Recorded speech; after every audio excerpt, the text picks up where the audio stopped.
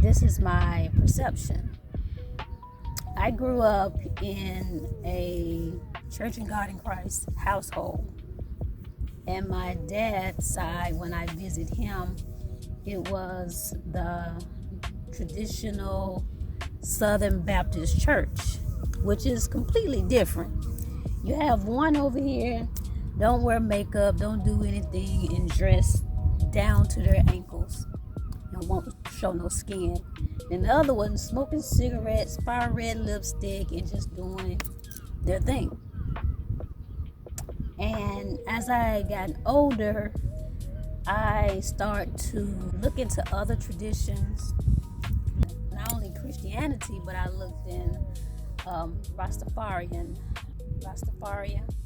Jehovah Witnesses, and there's more too. I just went to study into these different religions, and what I found out for me is that I didn't fit into any of them. You know, even with African spirituality, Kemetic science, I did not really fit into those practices. You know, I didn't feel comfortable praying to a God, or I didn't feel connected to the stories unnecessarily of some of the African spirituality deities. And so for me, I had to really step back and look within myself. And what I found within myself is that even though those things were detrimental to my growth and my spirituality, and they all held truth, however, they wasn't me. I didn't feel the need to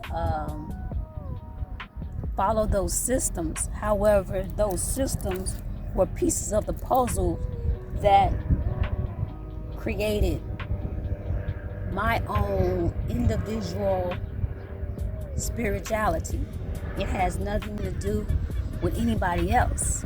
It's what I felt comfortable, what I connected to, what resonated to my spirit. And I find that most of us are not really finding what connects to our spirit. We are just following along because it's a trend or it's a tradition. But just because something is a tradition doesn't mean you have to follow it. We living in a new modern society, and tradition is good. There's nothing wrong with tradition. Some traditions are good and should be valued, and some traditions really need to be taken away. However, me personally, I don't feel the need to fit into these boxes of what my spirituality is and what I should be doing. And I've had people try to tell me that that's because things doesn't work out for me because I don't follow this tradition. And I haven't had things not work out for me. I have a pretty abundant life. I've traveled many places. I've been in rooms and been in intimate conversations with people of different race, different culture, different belief systems, and able to sit down and have a intellectual conversation. We can agree and not agree and still have love and respect for one another. And I have been truly abundant in my gift. And I never back down from my belief system. And so some people understand it, some people don't. And that's okay. I realize that I am so caught up in my mental peace, my spiritual peace, my peace overall, that I am willing to lose whoever, whatever for that. I don't need to fit into this box of what your perception of me should be. I should not fit into this box of what other traditions. I don't feel truly connected to those traditions that I have researched and experienced with my own life. And they don't connect with me. And I'm not going to continue to live a certain way just so I can fit in. I know now at this beautiful age that I would never fit in, because I'm so aware of things, and my awareness alone, and I was aware of things at a very young age, so I would never fit in. I don't try to fit in. And does it get lonely? It can have its moments, but once I step within myself and get to doing the work that I need to be doing, I realize that I'm not alone. I'm never alone. And I may not have abundance of friends. And that's another thing. The quality over quantity trumps every time. I love the quality of people that's in my life and that I am connecting with. And that is a beautiful thing, because a lot of us have foes. They're not friends, they're foes within our lives, and they just leeching off of us, either in our face or behind our back, and they're just draining our life force. I have learned that leaving people where they had me fucked up at. And I've had people also tell me that you shouldn't block people, you shouldn't do this and that. And so I eventually blocked their ass.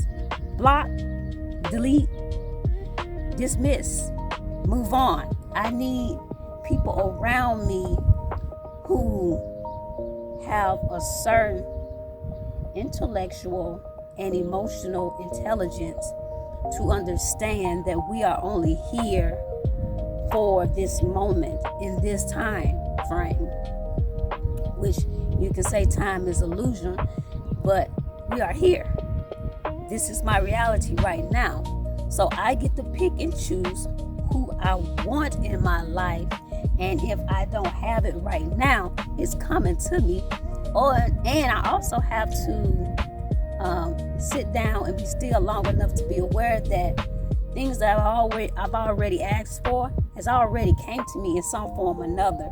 However, sometimes we get a little bit too caught up in the distractions that we don't realize that we have been given a gift that we've been asking for, and we've received it, but it didn't come in that little pretty box, so we dismiss it. So now we're just still sitting here hoping and wishing when you already had it, but since it didn't come in that box, you dismiss it. Be grateful for what you have, and the things that you had in the past, things that you have present, and things that's coming to you. Act as if those things already exist. Live in the now. Be in the now. Be present in the now. Live fully in the now. Some of us living so fully in the future that we don't enjoy the journey now. We're so set on a destination that we don't absorb what's going on now. How do I feel right now? What can I do to make myself feel better? Not a quick fix, but what can I do that make me feel like I'm moving forward? What can I do right now? What can I change and do right now to get me one step forward to my dream? If this resonated with you, please share this and comment below and let me know what's your thoughts on this. Show some love, like, share, subscribe, hit that notification so you know when I post another video, and so we can go to church together. Peace.